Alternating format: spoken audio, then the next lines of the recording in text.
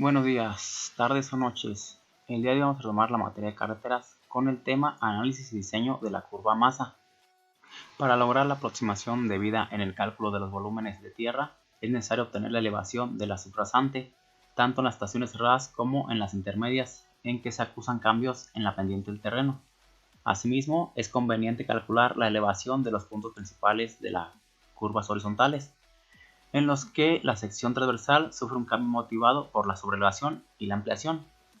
Obtenida la elevación de la subrasante para cada una de las estaciones consideradas en el proyecto, se determina el espesor correspondiente dado por la diferencia que existe entre las elevaciones del terreno y de la subrasante. Este espesor se considera en la sección transversal del terreno previamente dibujada, procediéndose al proyecto de la sección de construcción.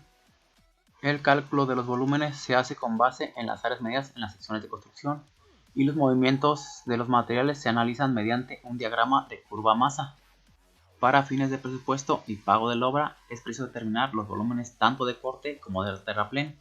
Para lograr lo anterior se deberá calcular el área considerada en el proyecto de construcción, lo cual se logra fácilmente con la suma y resta de los trapeos que forman la figura a calcular, todos referidos a un sistema de eje cartesiano. Una vez que se ha determinado las áreas de las secciones de construcción, se procede al cálculo de los volúmenes de tierras.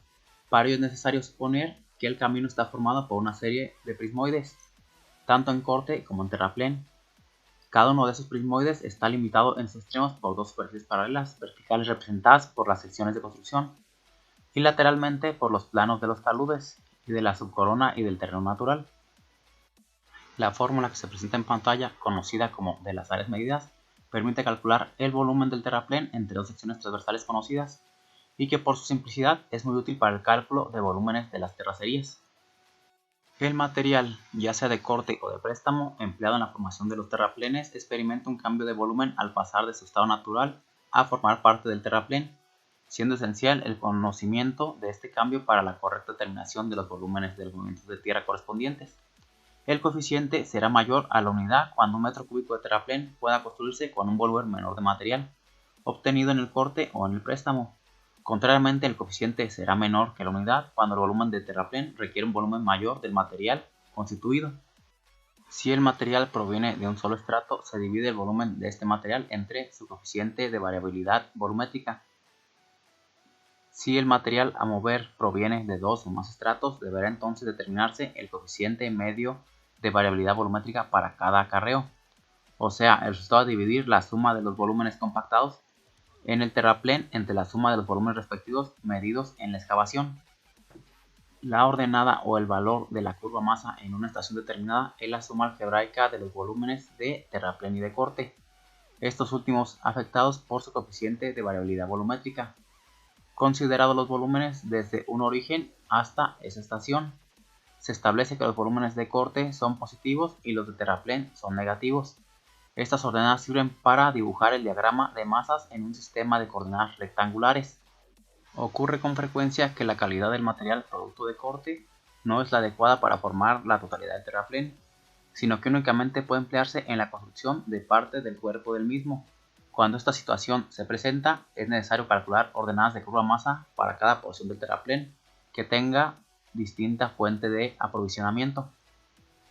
Los volúmenes, ya sean de corte o de préstamo, deben ser transportados para formar los terraplenes. Sin embargo, en algunos casos, parte de los volúmenes de corte deben desperdiciarse, para lo cual se transportan a lugares convenientes fuera del camino. Para determinar todos estos movimientos de terracerías y obtener su costo mínimo, el diagrama de masas es el instrumento con que cuenta el proyectista. El diagrama de masas es la curva resultante de unir todos los puntos dados por las ordenadas de la curva masa, obtenidos de acuerdo al inciso anterior, correspondiendo las abscisas al cadenamiento del camino. En la figura se representa el diagrama de masas ABCDEFG, correspondiente a los volúmenes de terracerías a mover, al ubicar la subrasante ACEG en el perfil ABCDEFG del terreno. Las principales propiedades del diagrama de masas son las siguientes. La primera es que el diagrama es ascendente cuando predominan los volúmenes de corte sobre los de terraplén y descendente en caso contrario. En la figura se tiene que las líneas ABC y EFG son ascendentes por derivarse de los volúmenes de los cortes ABC y EFG. en tanto que la línea CDE es descendente por referirse al terraplén CDE. El segundo es que cuando, después de un tramo ascendente en el que predominan los volúmenes de corte, se llega a un punto del diagrama en el cual empiezan a preponderar los volúmenes de terraplén, se dice que se forma un máximo. Inversamente, cuando después de un tramo descendente en el cual han sido mayores los volúmenes de terraplén, se llega a un punto en que comienza a prevalecer los volúmenes de corte, se dice que se forma un mínimo. En la figura, los puntos A y E mayúscula del diagrama son mínimos y corresponden a los puntos A y E minúscula del terreno, que son los extremos de tramos en terraplén. En tanto, los puntos C y G mayúscula del mismo diagrama son máximos y corresponden a los extremos de los cortes ABC y EFG minúscula. El tercer punto es que la diferencia entre las ordenadas de la curva masa en dos puntos cualesquiera, en este caso P y T mayúscula, expresa un volumen U, que es igual a la suma algebraica de todos los volúmenes de corte positivos con todos los volúmenes de terraplén negativos comprendidos en el tramo limitado por estos dos puntos. En el diagrama citado, la diferencia de ordenadas entre P y T es U. Por quedar T arriba de P expresa que en el tramo hay un excedente U de volumen de corte sobre el del terraplén. Si los dos puntos son como el J y el K, y este queda debajo de aquel, la diferencia de ordenadas Q indica el volumen de terraplén en exceso del de corte en este tramo. Cuarto, si en un diagrama de masa se dibuja una línea horizontal en tal forma que lo corte en dos puntos consecutivos, estos tendrán la misma ordenada y por consecuencias en el tramo comprendido entre ellos serán igual los volúmenes de corte y los volúmenes de terraplén, o sea que ambos puntos son los extremos de un tramo compensado. Esta línea horizontal se llama compensadora y a la distancia entre los dos puntos se le llama abertura del diagrama, siendo la distancia máxima de acarreo al llevarse el material del corte al terraplén. En la figura, la horizontal BD mayúsculas es una compensadora, pues la línea BC mayúsculas representa los volúmenes del corte BCB' minúsculas, que son iguales a los volúmenes de terraplén CDD' minúsculas representadas por la línea CD mayúscula del diagrama. La abertura BD es la distancia máxima de acarreo al transportar el volumen del corte B'Bc minúsculas al terraplén CDD' minúsculas. Quinto, cuando en un tramo compensado el contorno cerrado que origina el diagrama de masas y la compensadora WW' mayúsculas queda arriba de esta, el sentido de acarreo es hacia adelante.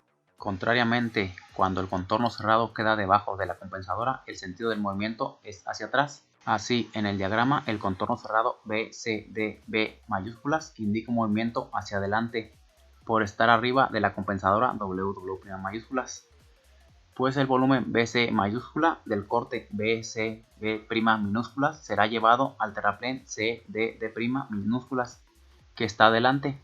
En cambio, el contorno cerrado DEFD mayúsculas que está debajo de la compensadora WW' mayúsculas indica que el volumen EF mayúsculas del corte EFF' minúsculas será llevado al terraplén DED' minúsculas mediante un acarreo cuyo sentido es hacia atrás.